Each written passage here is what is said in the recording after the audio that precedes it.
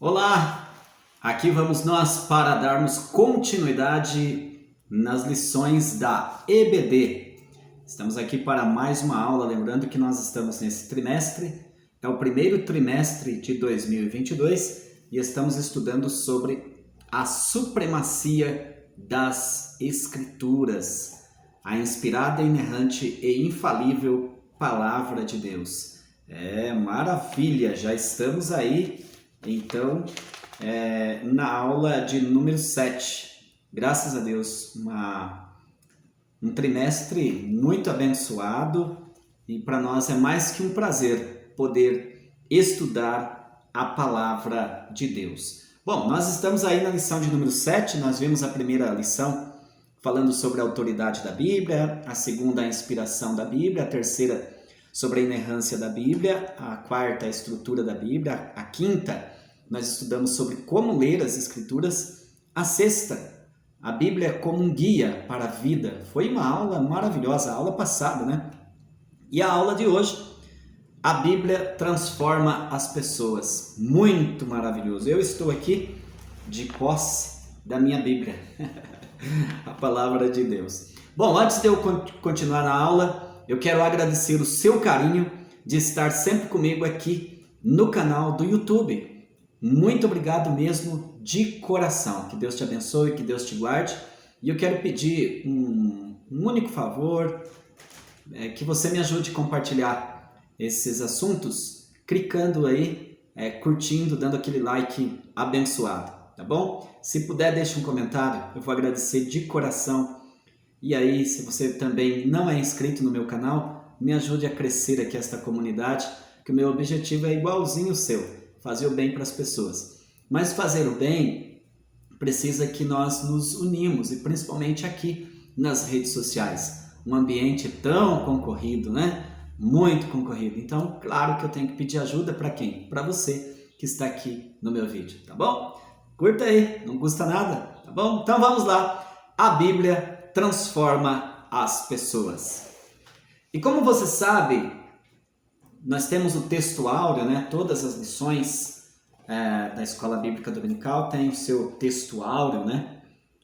E o texto áureo está em Hebreus, capítulo de número 4, e o versículo de número 12, que diz o seguinte: porque a palavra de Deus é viva e eficaz, é mais penetrante do que qualquer espada de dois gumes, que penetra até a divisão da alma e do espírito, e das juntas e medulas, e é apta para discernir os pensamentos e as intenções do coração.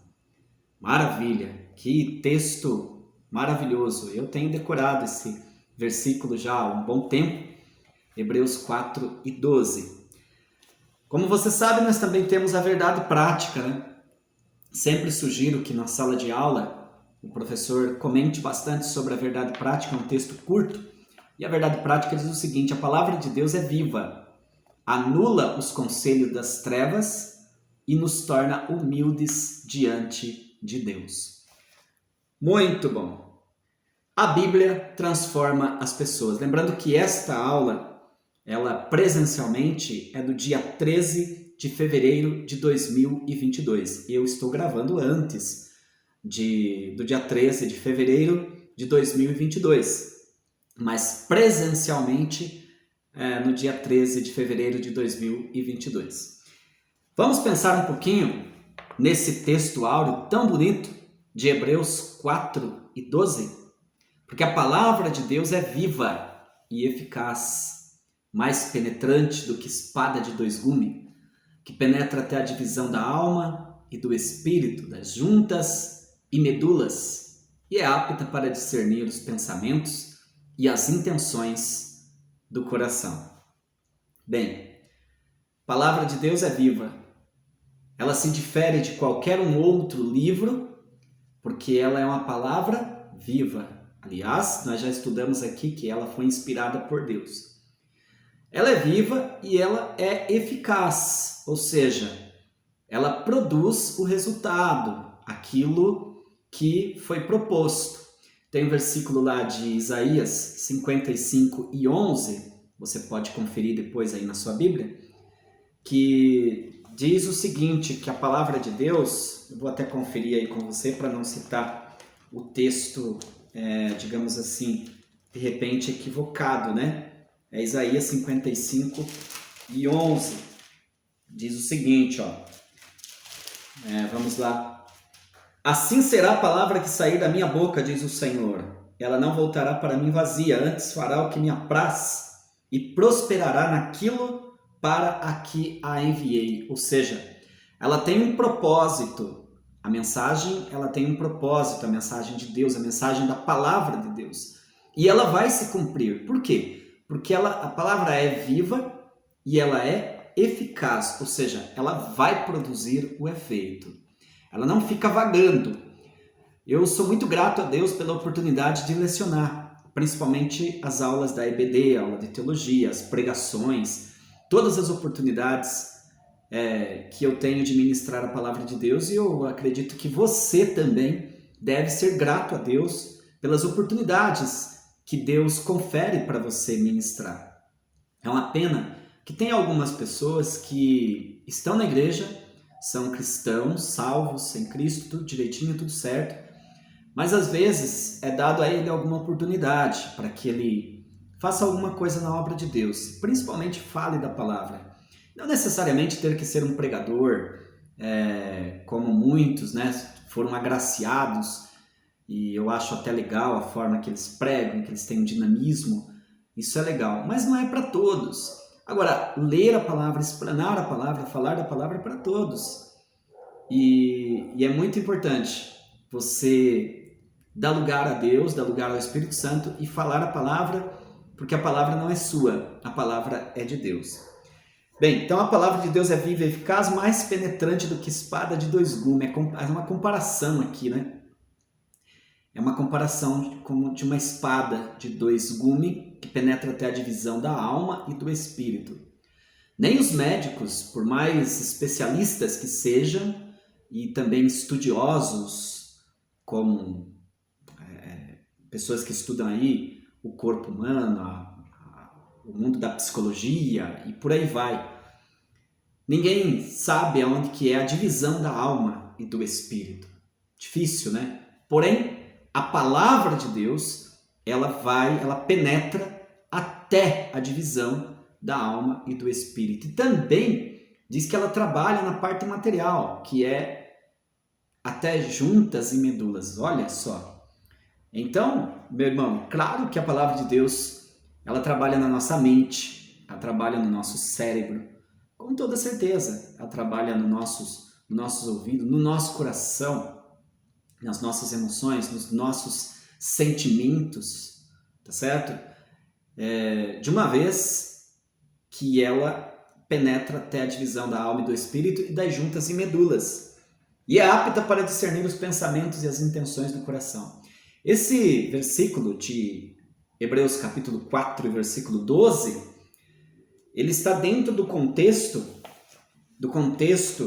aonde o escritor aos Hebreus, ele comenta sobre aquela incredulidade do povo de Israel, que você sabe, o povo de Israel passaram 40 anos no deserto peregrinando, entretanto Deus cuidando deles. Deus é maravilhoso, Deus cuida de tudo, dos mínimos detalhes da nossa vida. E eles viram muitas maravilhas durante esses 40 anos, a providência de Deus, o controle de Deus, o cuidado de Deus para com a vida deles. E mesmo assim, eles tinham no coração incredulidade, eles tinham indiferença espiritual, eles eles endureceram o coração. Agora, Deus viu o profundo, porque de Deus ninguém se esconde, se escapa, vamos dizer assim. Ninguém. As pessoas podem até se esconder das pessoas aqui da Terra, né? Dá um jeitinho e tal, o jeitinho, dá um jeitinho, enfim. Porém, dos olhos de Deus, não tem como, não existe, não tem como. Ninguém se escapa, ninguém se esconde da presença de Deus. E a palavra de Deus, ela trabalha aí, porque ela vai até essa divisa e trata, então, com toda certeza.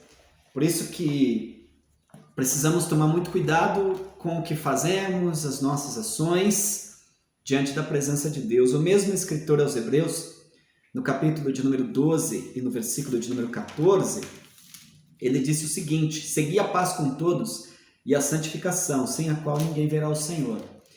Então o que acontece, e a recomendação da palavra é: procure se santificar. Quanto mais em santificação andarmos diante de Deus, melhor. Porque a palavra de Deus é viva e eficaz, ela é uma palavra que ela é como um espelho.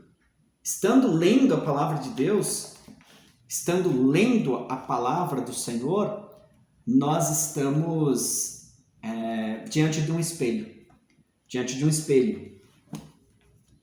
E o povo de Israel não entrou, ou não entraram, a grande massa de pessoas não entraram no repouso, no sabate, não entraram na terra. Por quê? Por conta dessa incredulidade, dessa indiferença.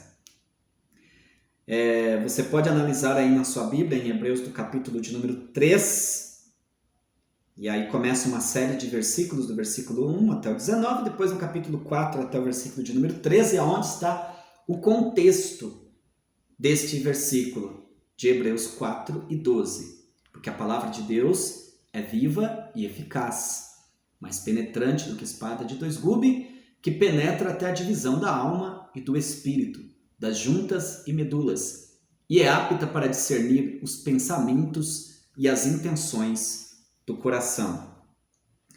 Eu anotei aqui na minha Bíblia, nesse contexto, tem pelo menos 3 vezes a mesma frase o escritor usando, e ele diz: portanto, como diz o Espírito Santo, se ouvirdes a voz do Senhor, se ouvir a sua voz do Espírito Santo, não endureça os vossos corações. Portanto, se ouvirdes a voz do Espírito Santo, ele repete, não endureças os vossos corações, como no tempo da antiguidade eles fizeram e automaticamente tiveram prejuízo e não entraram no repouso, no descanso, na terra prometida. Então essa é a recomendação, essa é a ideia do versículo, do capítulo 4 e versículo de número 12. E aqui entre nós, a palavra de Deus é poderosa, a palavra de Deus é viva. Pelo fato de ser viva, quanto mais você meditar na palavra, quanto mais você ler a palavra, mais alimentado você fica, mais fortificado você fica. Quanto mais ler a palavra, meditar na palavra, se alimentar da palavra, memorizar versículos da palavra de Deus, orar na palavra, eu gosto muito de frisar sobre isso, porque as orações é importante, todavia as orações precisam ser à luz da palavra de Deus. Já se sabe que se você não tiver um conhecimento das Escrituras, não conhecer a palavra e quiser ter uma vida de oração sem palavra, pode acontecer de fazer alguma oração que de repente esteja até ao contrário à vontade de Deus. Sabia disso? Então é importante a leitura da palavra, a meditação da palavra, o estudo da palavra. E vamos lá então ao nosso título. A Bíblia transforma as pessoas. A palavra de Deus viva, ela anula os conselhos das trevas e nos torna humilde diante de Deus. O primeiro tópico desta lição fala o seguinte: a Bíblia é a palavra viva de Deus. A Bíblia é a palavra viva de Deus. E o subitem 1, a palavra de Deus é viva e eficaz. Vamos entender um pouquinho mais sobre isso. Como eu estava falando, os israelitas não entraram em Canaã. Por quê? Porque eles foram incrédulos, porque eles foram negligentes, porque eles negligenciaram a palavra de Deus. O autor aos Hebreus faz um alerta para nós os cristãos, não cometam o mesmo erro. Ou seja, Fique atento, ouça a voz do Espírito Santo, dê lugar ao Espírito Santo de Deus. Nesse propósito, ele lembra que a palavra de Deus é viva, pois o Deus da palavra é um Deus vivo. Por que a palavra é viva? Porque Deus é vivo. Tá? Portanto, ela deve ser, se ela é uma palavra viva e Deus é vivo, a palavra deve ser obedecida a fim de evitar, né, as consequências, porque o povo de Israel não entraram na terra. E se nós, hoje, como cristãos, também não obedecermos o que a palavra fala, não fecharmos o nosso coração, não abrirmos o nosso coração para com o que a palavra fala, nós também podemos ter ou poderemos ter prejuízos futuros. Subtópico 2. A palavra de Deus é espada penetrante. Muito legal, né? Trabalhar aí o versículo. A palavra de Deus é a espada penetrante. O texto sagrado descreve as escrituras com a mais penetrante do que qualquer espada de 2 gumes. Como eu disse, é uma comparação. Esse uso figurado da espada de 2 gumes, um símbolo, né, da palavra de Deus. Aquela espada bem afiada, né? Corta dos 2 lados. Assim é a palavra de Deus. Por isso que não tem como você querer escolher palavras para pregar, né? O pregador, quando ele vai ministrar a palavra do Senhor, ele precisa, sim, estudar, ele precisa meditar na palavra, ele precisa ter uma vida de oração, ele precisa fazer as anotações dele, o esboço dele. Porém, a palavra falada, expressada, precisa ser vontade de Deus, porque quando ele vai falar, a palavra é como a espada, ela corta dos 2 lados, inclusive corta o próprio pregador, né? O pregador está pregando e aí a palavra está falando com ele mesmo. Então, nesse caso não existe nenhuma resistência humana.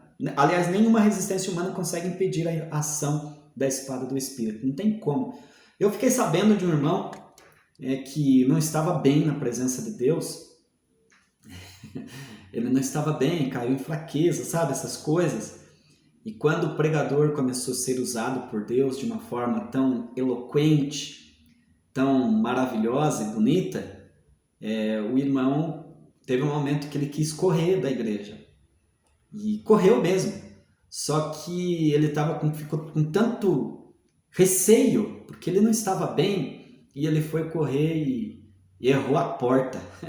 A porta de saída era de um lado, ele errou a porta, já estava entrando na porta da secretaria para querer sair para fora para correr da pregação. Já pensou que situação? Então, nenhuma resistência. E aí não teve jeito, né? Precisou ouvir a palavra, voltou, ficou chateado e tal. E aí o Espírito Santo realmente completou a obra ali no coração daquele homem. Isso são exemplos, né, que a gente vai citando aqui. Então a palavra de Deus, ela examina o nosso profundo, o interior, ela vai bem no íntimo.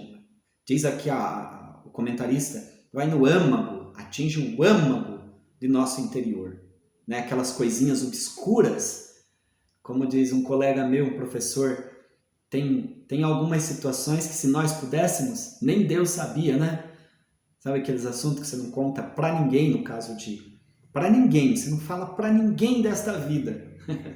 Mas, e se pudesse nem para Deus, né? Mas para Deus não tem jeito. Para Deus não tem jeito, Ele sabe de todas as coisas. Então, qual que é o caminho a ser feito? Ser humilde, reconhecer as nossas fraquezas, as fragilidades e se voltar para o Senhor. Subtópico de número 3. A palavra de Deus é apta para discernir os pensamentos, né, as intenções do coração. Então, ela que vai fazer esse processo do discernimento. A mensagem bíblica também é apta, então, para discernir os pensamentos e intenções do coração.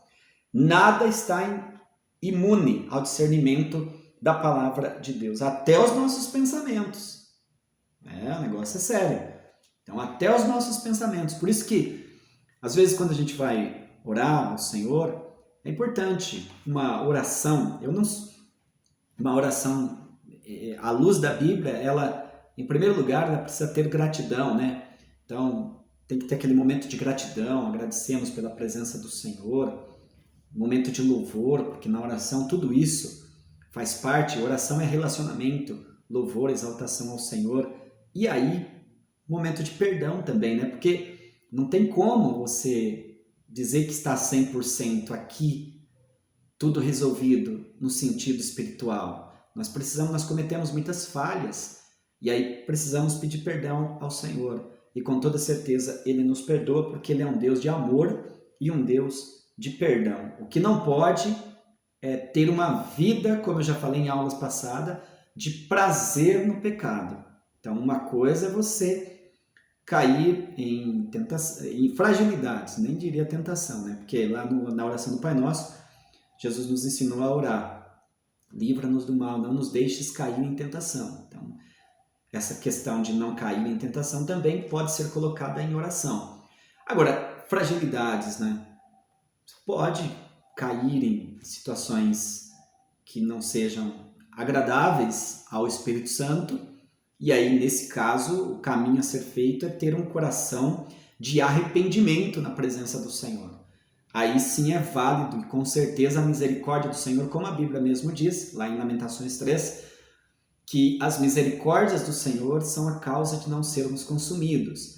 As misericórdias do Senhor se renovam a cada manhã, e elas são as causas de não sermos consumidos. Isso é muito interessante. Então, você ter um coração arrependido na presença de Deus e não ter prazer em fazer as práticas que a carne, né, que o corpo carnal, que o mundo está exposto e nos oferece aí as oportunidades. É por isso que a recomendação do escritor aos Hebreus, no capítulo de número 4, e dentro do contexto ali do versículo, ele disse, então, não endureçam vossos corações. Você não pode ter um coração duro para pedir perdão a Deus, para se arrepender, para ter uma vida santificada. Porque se tiver um coração duro nesse sentido, sim, vai entrar em condenação. Essa que é a verdade. Tópico de número 3. A Bíblia anula os conselhos do mundo. Isso é legal. A Bíblia anula os conselhos do mundo. No item de número 1, as armas da nossa milícia. Vamos falar um pouquinho então sobre as armas da nossa milícia. Quais são? Paulo esclarece aos Coríntios que as armas da nossa milícia não são carnais. Está lá em 2 Coríntios, capítulo de número 4, aliás, 10. 2 Coríntios 10 e 4. Porque as armas da nossa milícia não são carnais, mas sim poderosas em Deus para a destruição das fortalezas. E lógico que uma das armas, sem sombra de dúvida, é a palavra de Deus. Então, o irmão estando com a palavra de Deus, o irmão está com uma arma espiritual e poderosa, que ela esmiuça a penha, né? Ela é como um martelo que esmiuça a penha. E lembrando que nós temos uma guerra espiritual. Tem irmãos que não gostam que fale sobre isso. Não tem jeito. Você é servo de Deus, serva de Deus, você está em guerra. Não é porque você quer, é porque existe uma guerra espiritual. Existe uma ação demoníaca que não quer ver o sucesso da obra de Deus, o progresso do homem de Deus, da mulher de Deus. Não quer ver o seu bem, não quer ver a sua prosperidade, não quer ver você estar bem. E, portanto, tem essa guerra. Esse registro está em Efésios, no capítulo 6, o versículo 10 até o 19, 20, por ali assim. Você pode conferir aí na sua Bíblia. Porque a nossa luta não é contra carne e sangue, mas sim contra os principados. E aí eu gosto de deixar claro, não é que a gente vai em busca dessas guerras. Ela já existe. A guerra já existe. Então, o que tem que fazer? Realmente se voltar para a palavra de Deus, ter uma vida de oração e de vigilância na presença do Senhor. Que pena que tem alguns que negligenciam o estudo da palavra de Deus, negligenciam o trabalho de oração e aí, sem sombra de dúvida, o que vai acontecer? Fica desarmado, né? Fica sem essas armas espirituais aí. Não tem como. Se a guerra é espiritual, não adianta querer usar recursos carnais. Se a guerra é espiritual, você tem que trabalhar com os recursos espirituais. Exemplo, calúnia, né? Alguém falou mal de você e tal, você sabe que por trás tem uma malignidade aí. Aí como você, de repente, seja bom de oratória, de comunicação, vai lá, vou dar o troco com as minhas palavras. Pois é, aí entrou totalmente ao contrário, né? Aí vai usar as subterfúgio humano para poder guerrear. Não, nossa guerra é espiritual. Nossas armas são poderosas em Deus, elas são espirituais. E o conselho bíblico é tomar toda a armadura, como diz lá em Efésios 6, e do 13 ao 18. Tomando toda a armadura de Deus, que é a verdade, a justiça, o evangelho, a fé, a oração, ter certeza da salvação e carregar a espada do Espírito e ter uma vida de oração. Essas são as armas. Tópico, ou subtópico de número 2. A gente fala aqui na lição tópico, subtópico. Ou então pode falar tópico e item. 1, 2, 3. Né? Então vamos lá. Item de número 2. A destruição das fortalezas. A Bíblia afirma que o mundo jaz no maligno. O mundo jaz no maligno. Malignidade. O líder das forças do mal, quem é? Diabo. É a Bíblia que diz. Tem pessoas que não aceitam, mas é a Bíblia que fala. O Satanás existe, o diabo, ele está procurando matar as pessoas, acabar com sonhos. Jesus falou disso, não escondeu de ninguém. João 10:10. Jesus disse assim, o ladrão não vem senão para roubar, matar e destruir. Ou seja, a missão, o propósito do diabo é esse, destruir, roubar e matar.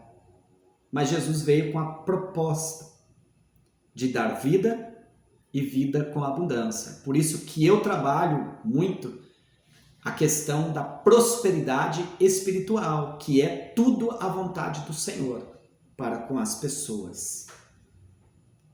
Por meio do espírito do erro, o diabo luta contra o reino de Deus. Para tanto, ele se opõe aos valores cristãos. Tudo aquilo que você vê de inversão de valores é demoníaco. O diabo está por trás disso. Onde é disseminado o ódio, desrespeito à vida, como por exemplo o aborto, né? Isso é desrespeito à vida. Corrupção, em todos os meios que você possa imaginar que existe corrupção, imoralidade, certo? Isso são tudo táticas diabólicas. E aí o que tem que fazer o homem de Deus e a mulher de Deus?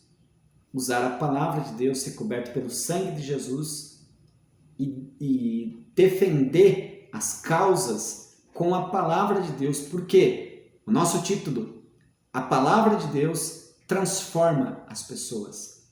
Na medida que você fala a palavra, que você prega a palavra, que você expressa a palavra, por mais que você tenha pessoas que estão aí dentro do sistema demoníaco, mas ele é transformado e tem uma vida diferenciada a partir de ouvir a palavra do Senhor. Subtópico ou item 3, a destruição dos falsos argumentos. A Escritura diz que o poder de Deus também destrói os conselhos. Que legal, né? O poder de Deus destrói os conselhos. O que são isso? Maus conselhos. Raciocínios falaciosos. Raciocínios esquisitos, maus pensamentos. Pessoas que tramam situações para destruir famílias, destruir pessoas, destruir igreja, destruir sistemas que estão dando certo. Entre eles, podemos aqui falar de algumas, como por exemplo, ideologias anticristãs, as ideologias que existem, aqueles projetos que são colocados em câmaras municipais, em câmaras estaduais e até federal, que vão ao contrário do que é a vontade de Deus. Então, tudo isso são raciocínios falaciosos, são maus conselhos. Mas a palavra de Deus, ela transforma.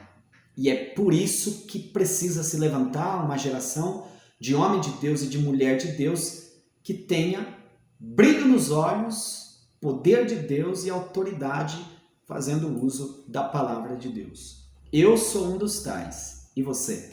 Também? Então escreva aí e diga: Denilson, eu também sou um dos tais. E aí a gente pode cantar aquele hino da harpa cristã. Um dos tais, um dos tais. Não é verdade? O método cristão para anular esses sofismas, essas barbáries que existem, é a persuasão por meio da verdade da palavra de Deus.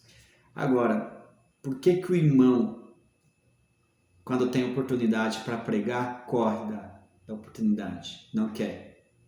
Por que quando você tem oportunidade para pregar para o seu vizinho, não prega? Você tem a oportunidade de citar um texto bíblico para alguém, você não cita. É a arma que nós temos. Ou vai ter que esperar uma oportunidade especial? Não, a oportunidade sempre está colocada para nós. Eu trabalho como locutor, vários anos. Na verdade, eu me converti ao Senhor Jesus já atuando como locutor. Mas até hoje eu nunca perdi a oportunidade na comunicação de levar a palavra de Deus. Subtópico de número 4, ou item 4, como você queira. A destruição de toda altivez. A destruição de toda altivez. O poder do Altíssimo igualmente aniquila toda altivez que se levanta contra o conhecimento de Deus. Claro, existem aqueles grupos e heresias que se levantam contra o conhecimento de Deus, fazendo de tudo para que as pessoas não conheçam a palavra de Deus. Eu mesmo sofro muito. Você percebe que o meu canal aqui no YouTube, eu faço de tudo, a gente grava com carinho os vídeos, pede para editar, enfim, mas é um trabalho, precisa pedir para as pessoas compartilhar, curtir, para que tenha mais visualizações. Mas se eu tivesse aqui no canal falando um monte de abobrinha, um monte de besteira, de repente, poderia ser que o canal já tinha crescido muito, né? Mas nós vamos aí nessa guerra. Mas eu sou muito grato por você que acompanha a minha aula. Grato mesmo, de coração. Porque eu faço meu trabalho assim, se eu atingir uma pessoa com a explanação da palavra de Deus, para mim já valeu todo o meu investimento e todo o meu tempo. Porque há uma guerra para que a palavra não seja difundida, para que as aulas não sejam expostas. Existe uma guerra, mas a palavra de Deus faz com que tudo isso caia por terra. A pregação da palavra de Deus. Pela pregação da palavra de Deus, o sistema soberbo do mundo, o sistema herético, como eu estava dizendo, é subjugado aos ensinos de Cristo. É muito bom você ficar com a palavra de Deus, é muito bom você ficar com a Bíblia, que você vai destruir tudo aquilo que é mentira, tudo aquilo que é falsidade.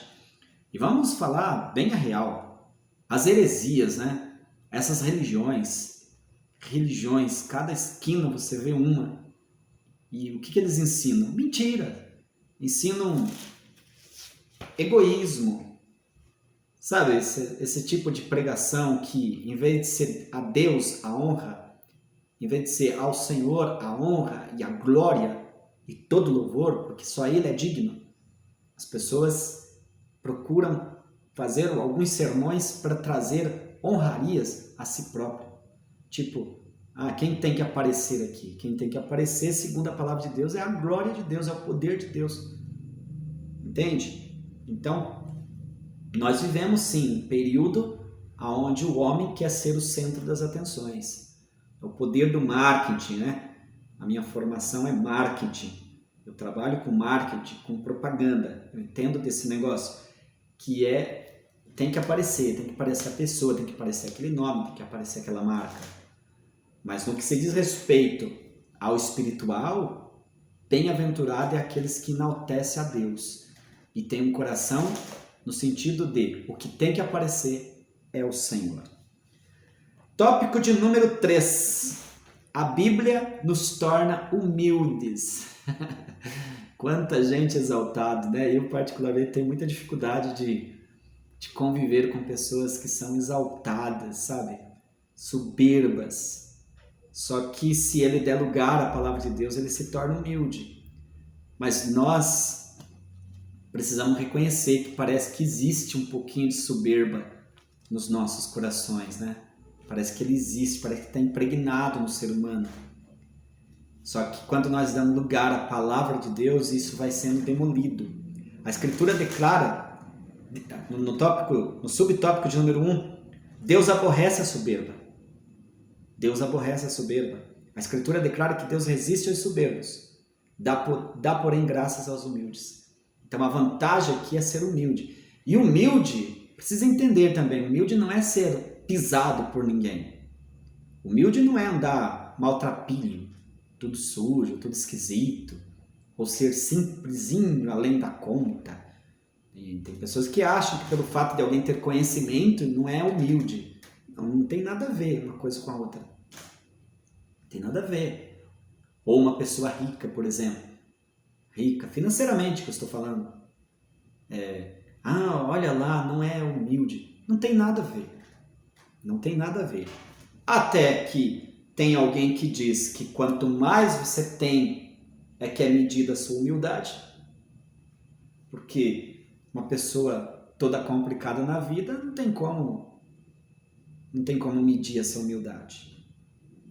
Mas a verdade é que Deus dá graça aos humildes. E aqui vai uma recomendação. Uma das formas de declarar que é humilde perante Deus, perante os homens não precisa. Porque só de você falar que é humilde, já pensou? O irmão diz assim, olha, eu sou humilde, irmão. Então, só de falar que é humilde já está se exaltando. Então, o caminho aqui é mais prática. É se voltar para a oração. Por que as orações é importante ser de joelho? Não é regra. Você pode orar sentado, em pé, de olho aberto, dirigindo o carro, de olho aberto e orando.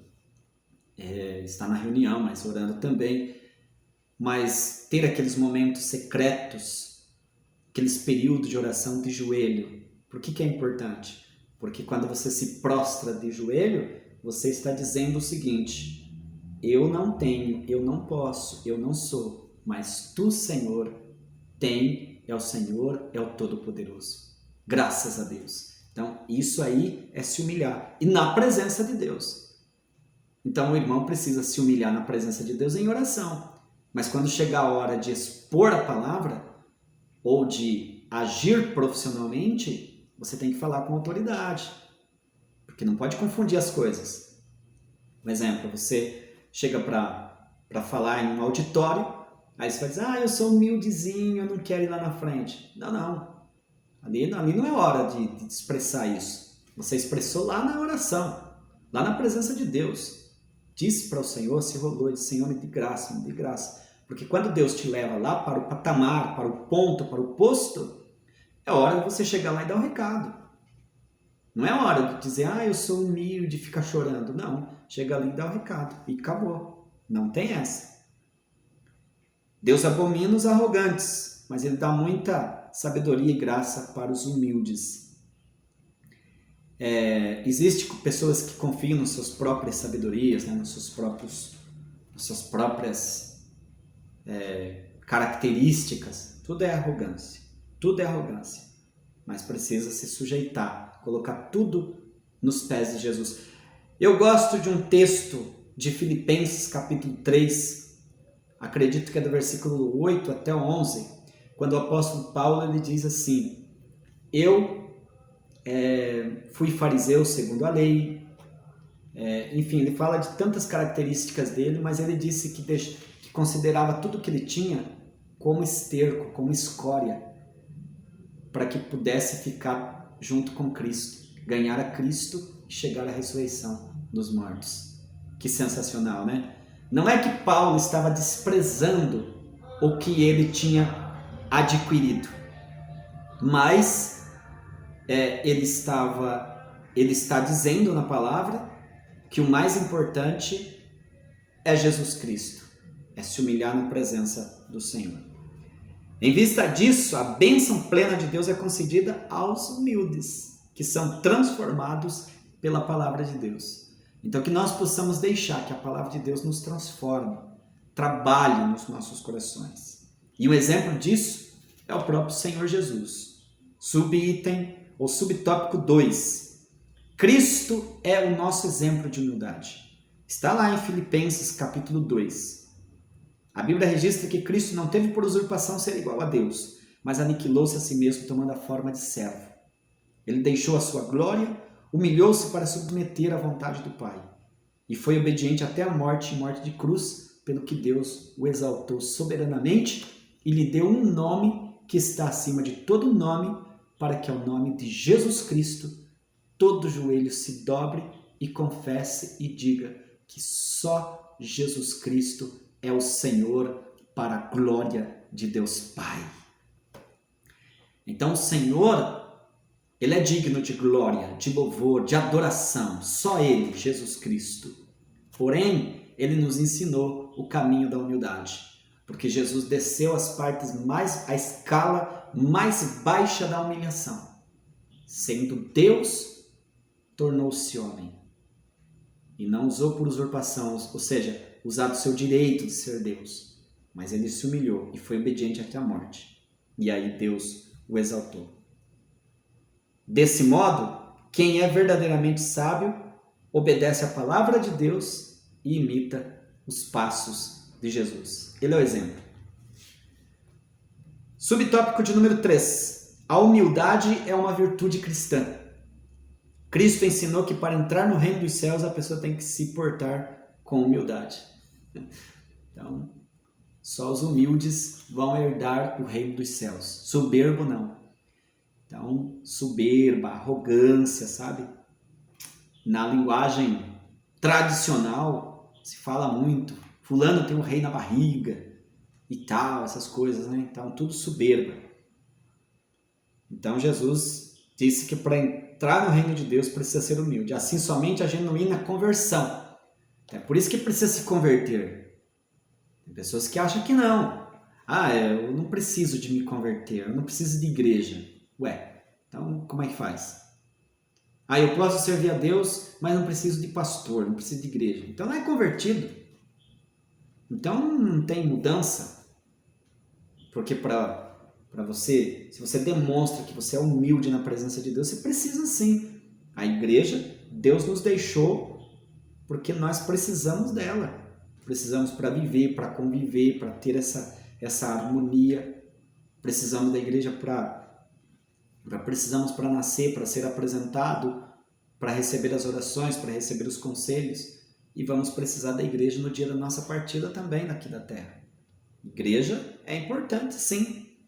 Então não tem essa de dizer, não preciso de igreja. Claro que precisa. Só o fato da pessoa dizer que não precisa é soberbo, é arrogante. Precisa ser um pouquinho mais humilde.